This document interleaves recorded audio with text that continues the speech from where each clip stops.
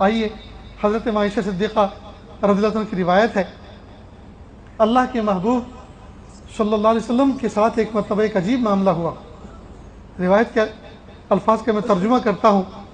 حضرت عائشہ صدیقہ رضی اللہ عنہ سے روایت ہے، انہوں نے فرمایا نبی پاک صلی اللہ علیہ وسلم پر بنی زریق کے ایک آدمی نے جس کا نام لبید بن عاصم تھا،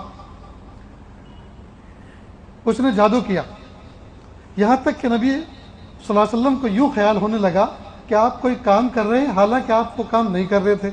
طبیعت پر ایک ایسا اثر رہا، یہاں تک کہ جب ایک دن ایک رات ایسا ہوا کہ رسول صلی اللہ علیہ وسلم نے دعا کی اور اللہ تعالیٰ سے بار بار دعا کی، پھر فرمایا اے عائشہ کیا تمہیں علم ہوا ہے کہ اللہ نے مجھے اس چیز کے بارے میں خبر دی ہے جس کے بارے میں میں اس سے پہلے سوال کر رہا تھا؟ میرے پاس دو آدمی آئے خواب میں، ایک میرے سرہانے بیٹھا اور ایک میرے پاؤں کی طرف بیٹھا۔ اس میں سے ایک نے دوسرے سے پوچھا اس شخص کو کیا ہوا ہے، یعنی اللہ کے محبوب صلی اللہ علیہ وسلم کے بارے میں پوچھا اس شخص کو کیا ہوا ہے، ان کو کیا بیماری؟ دوسرے نے کہا یہ جادو زدہ ہیں، ان کو جادو ہو گیا ہے۔ پہلے نے پوچھا ان پر کس نے جادو کیا؟ دوسرے نے کہا لبید بن عاصم نے۔ پہلے نے پوچھا کس چیز میں جادو کیا گیا ہے؟ اس نے کہا ایک کنگھی اور اس سے گرے ہوئے بال میں، نر کھجور کے خوشے کے غلاف میں۔ پہلے نے پوچھا وہ چیز کہاں ہے؟ اس نے کہا زروان کے کنویں میں ایک چٹان کے نیچے۔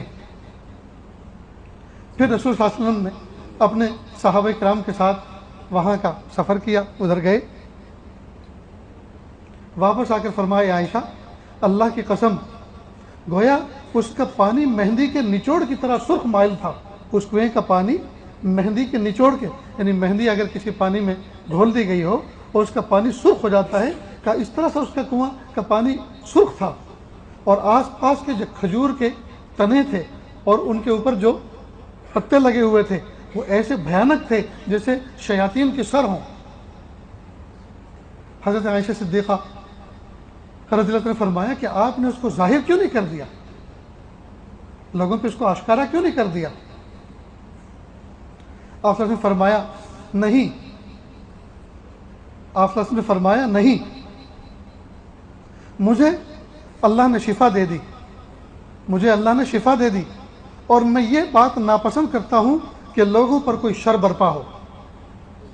اگر اللہ کے محبوب صلی اللہ علیہ وسلم اس جادوگر کے بارے میں تذکرہ کر دیتے کہ فلاں نے مجھ پہ جادو کیا اور مجھے تکلیف ہوئی ہے، تو صحابہ کرام پل پڑتے کہ نہیں اس پر؟